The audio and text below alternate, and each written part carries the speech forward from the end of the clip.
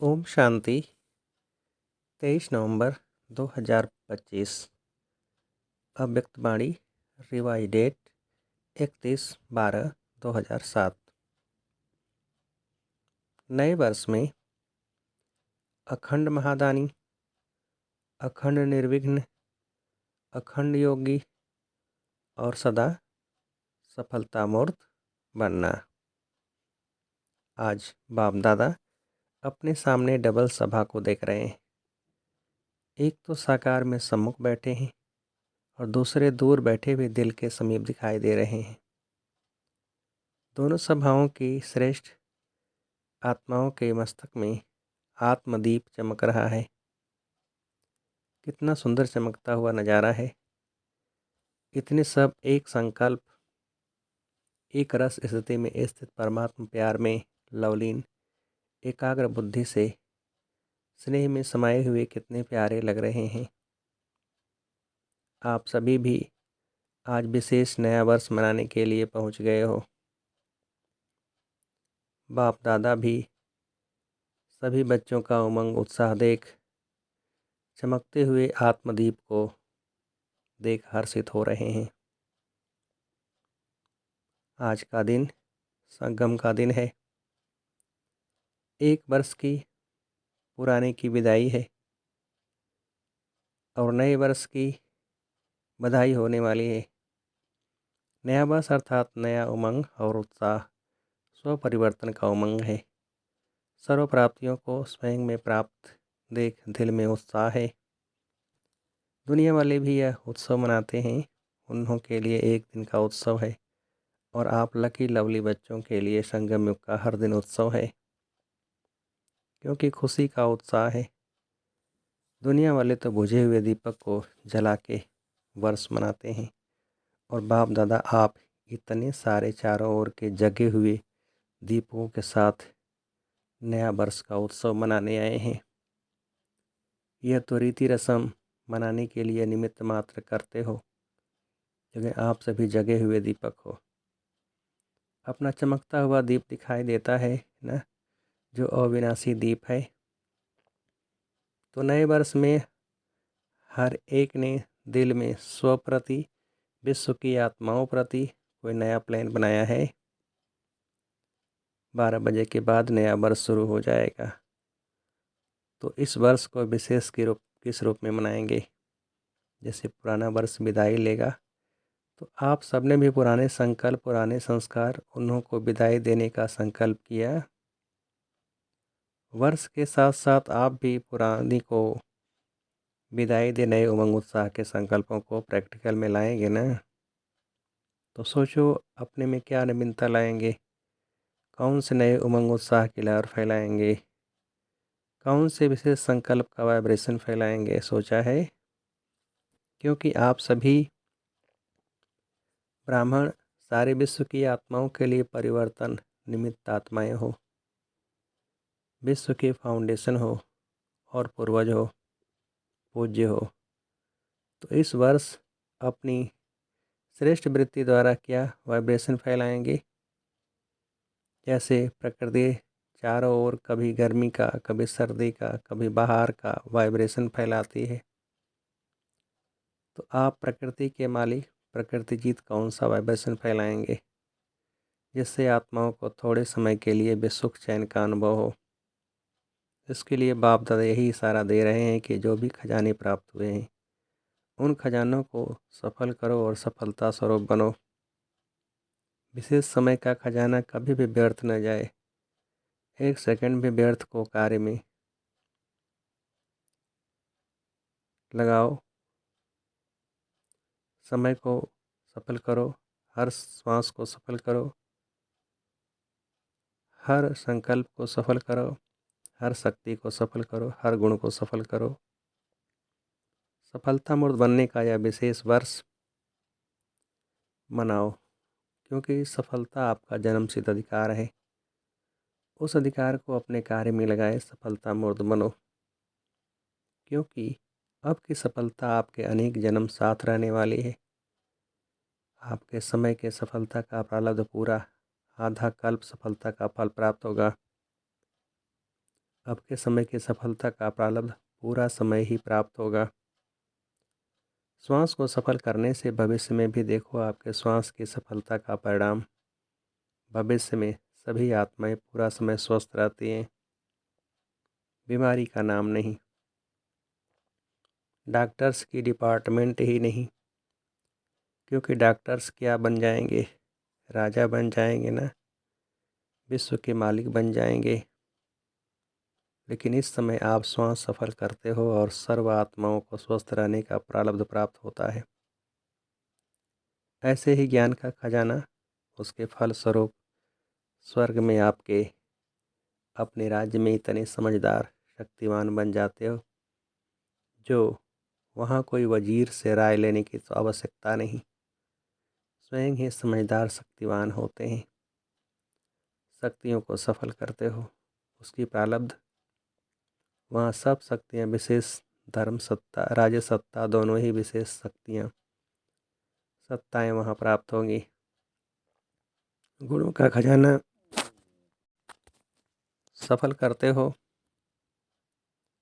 तो उसकी प्रारब्ध देवता पद का अर्थ ही है दिव्य गुणधारी, और साथ साथ अभी लास्ट जन्म में आपके जड़ मूर्ति का पूजन करते हैं तो क्या महिमा करते हैं, सर्वगुण संपन्न।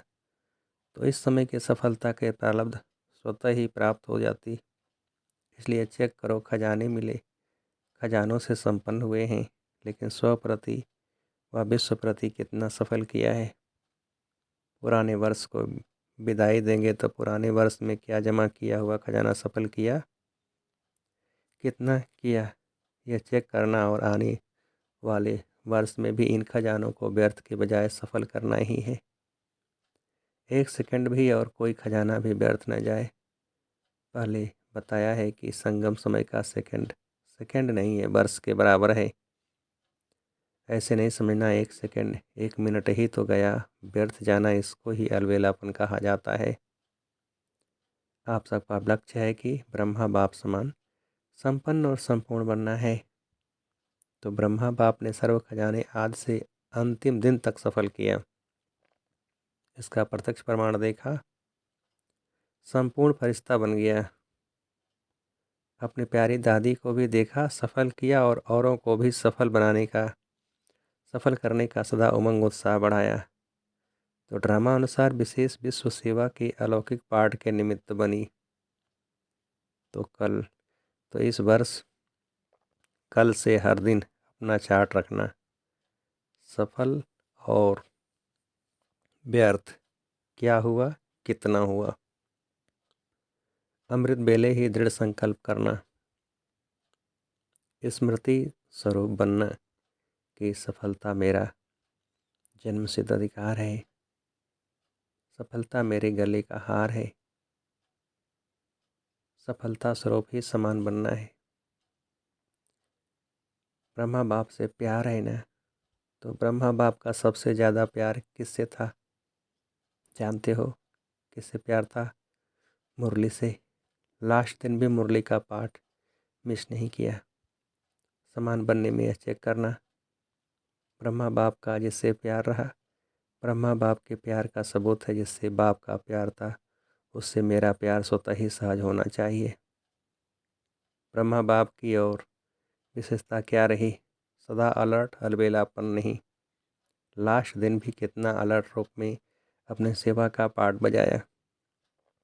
शरीर कमज़ोर होते भी कैसे अलर्ट होके आधार लेके नहीं बैठे और अलर्ट करके गए। 3 बातों का मंत्र दे के गए, याद है ना सबको? तो जितना अलर्ट रहेंगे, फॉलो करेंगे, अलबेलापन ख़त्म होगा। अलबेलेपन के विशेष बोल बाप दादा बहुत सुनते रहते हैं, जानते हो ना। अगर इन 3 शब्दों को निराकारी, निर्विकारी और निरहंकारी सदा अपने मन में रिवाइज और रियलाइज करते चलो तो ऑटोमेटिकली सहज और स्वतः समान बन ही जाएंगे। तो एक बात सफल करो, सफलता मूर्त बनो। बाप दादा ने बच्चों की वर्ष की रिजल्ट देखी, क्या देखा? महादानी बने हो, लेकिन अखंड महादानी, अखंड अंडरलाइन, अखंड महादानी, अखंड योगी, अखंड निर्विघ्न। अभी इसकी आवश्यकता है। क्या अखंड हो सकता है? हो सकता है। पहली लाइन वाले बताओ कि अखंड हो सकता है। हाथ उठाओ अगर हो सकता है तो। जो कर सकता है कर सकते हो। मधुबन वाले भी उठा रहे हैं। बाप दादा मधुबन वालों को पहले देखता है। मधुबन से प्यार है। शांतिवन या पांडव भवन या जो भी दादी की भुजाएं हैं सबको ध्यान से देखते हैं। अगर अखंड हो गया, मनसा से शक्ति फैलाने की सेवा में बिजी रहो, वाचा से ज्ञान की सेवा और कर्म से गुणदान व गुण का सहयोग देने की सेवा करो। आजकल चाहे अज्ञानी आत्माएं हैं चाहे ब्राह्मण आत्माएं हैं, सभी को गुण का दान गुणों का सहयोग देना आवश्यक है।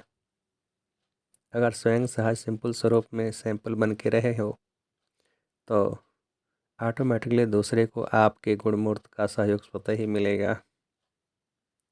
आजकल ब्राह्मण आत्माएं भी सैंपल देखने चाहती हैं, सुनने नहीं चाहती हैं। आपस में भी क्या कहते हो, कौन बना है? तो प्रत्यक्ष रूप में गुणमूर्त देखने चाहते हैं। तो कर्म से विशेष गुणों का सहयोग, गुणों का दान देने की आवश्यकता है। सुनने कोई नहीं चाहता, देखने चाहता है। तो अभी यह विशेष ध्यान में रखना कि मुझे ज्ञान से वाचा से तो सेवा करते ही रहते हो और करते ही रहना है, छोड़ना नहीं है। लेकिन अभी मनसा और कर्म मनसा द्वारा वाइब्रेशन फैलाओ, प्रकाश फैलाओ। वाइब्रेशन व प्रकाश दूर बैठे भी पहुंचा सकते हो।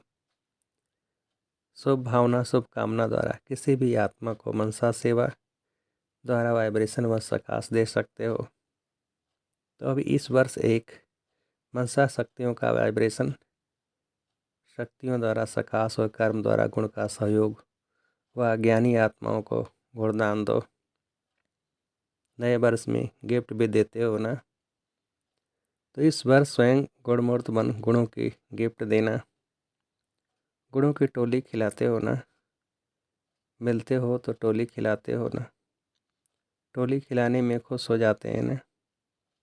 कोई आत्माएं भागंती भी टोली को याद करते हैं और बातें भूल जाते हैं, लेकिन टोली याद आती है। तो इस वर्ष कौन सी टोली खिलाएंगे? गुणों की टोली खिलाना है, गुणों की पिकनिक करना। क्योंकि बाप समान समय की समीपता प्रमाण और दादी के इशारे प्रमाण समय की संपन्नता अचानक कभी भी होना संभव है। इसलिए बाप समान बनना है व दादी को प्यार का रिटर्न देना है। तो जो आवश्यकता है मनसा और कर्म द्वारा सहयोगी बनने की, कोई कैसा भी है यह नहीं सोचो यह बने तो मैं बनूं। नंबर 1 बनना है तो कभी यह नहीं सोचना कि यह बने तो बनूं। पहला नंबर तो बनने वाला बन जाएगा, फिर आपका नंबर तो दूसरा हो जाएगा।